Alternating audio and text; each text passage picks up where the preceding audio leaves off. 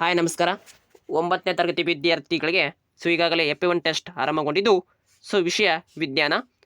Morning ಟೈಮಲ್ಲಿ ಈ ವಿಡಿಯೋನ ಅಪ್ಲೋಡ್ ಮಾಡಿ ಕೊಡ್ತಿರ್ತೀನಿ. ಈಗಾಗಲೇ ಗಣಿತ ವಿಷಯ ಸಂಬಂಧಪಟ್ಟಿದ್ದು ಹಾಗೆ ಗಣಿತ ಕನ್ನಡ ವಿಷಯ ಸಂಬಂಧಪಟ್ಟಂಥ ವಿಡಿಯೋನ ಮಾಡಲಾಗಿದೆ. ಮೊದಲನೇ ರೂಪಾತ್ಮಕ ಪರೀಕ್ಷೆ ಒಂದು ಒಟ್ಟು 20 ಅಂಕವನ್ನು ಒಳಗೊಂಡಿರುವಂಥ ವಿಷಯ ವಿಜ್ಞಾನ.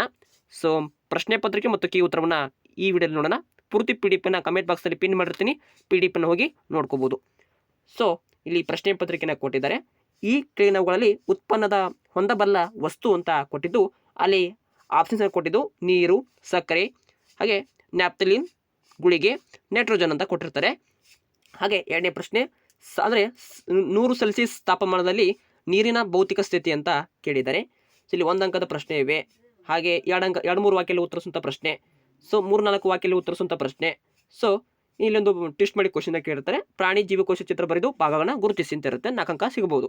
ಪ್ರಶ್ನೆ ಪತ್ರಿಕೆ ಕೀ ಉತ್ತರವನ್ನು ಇಲ್ಲಿ ಕೊಟ್ಟಿದ್ದಾರೆ ನೋಡಿ. ನ್ಯಾಪ್ಥಲಿನ್, ಗುಳಿಗೆ. ಹಾಗೆ 100 ಸೆಂಟಿಮೀಟರ್ ಸೆಲ್ಸಿಯಸ್ ತಾಪಮಾನದಲ್ಲಿ ನೀರಿನ ಭೌತಿಕ ಸ್ಥಿತಿ ಅನಿಲ ಅಂತ ಆಗಿರುತ್ತೆ.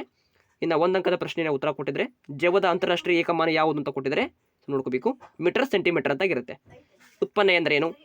ಅಷ್ಟು ಪ್ರಶ್ನೆಯ ಉತ್ತರವನ್ನು ಕೊಟ್ಟಿದ್ದಾರೆ. ಪೂರ್ತಿ PDF ಅಂದರೆ ಏಕರೂಪ ಚಲನೆ, ಏಕರೂಪವಲ್ಲದ ಚಲನೆ. ವ್ಯತ್ಯಾಸ ಬರೀದು.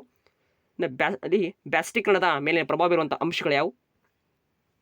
ಚಿತ್ರ ತೆಗೆದು ಭಾಗಗಳನ್ನು ಗುರುತಿಸಿ. ಪ್ರಾಣಿ ಜೀವಕೋಶ ಈ ರೀತಿ ಇರುತ್ತೆ. ಭಾಗಗಳನ್ನು ಗುರುತಿಸಿದರೆ ಪ್ರಶ್ನೆ ಪತ್ರಿಕೆ ಪೂರ್ತಿ PDF ನಾನು ಕಮೆಂಟ್ ಬಾಕ್ಸಲ್ಲಿ ಪಿನ್ ಮಾಡಿರ್ತೀನಿ. ಹೋಗಿ ನೋಡಿಕೊಂಡು ಡೌನ್ಲೋಡ್ ಮಾಡ್ಕೊಂಡು ಅಭ್ಯಾಸ ಮಾಡ್ಕೋಬೋದು.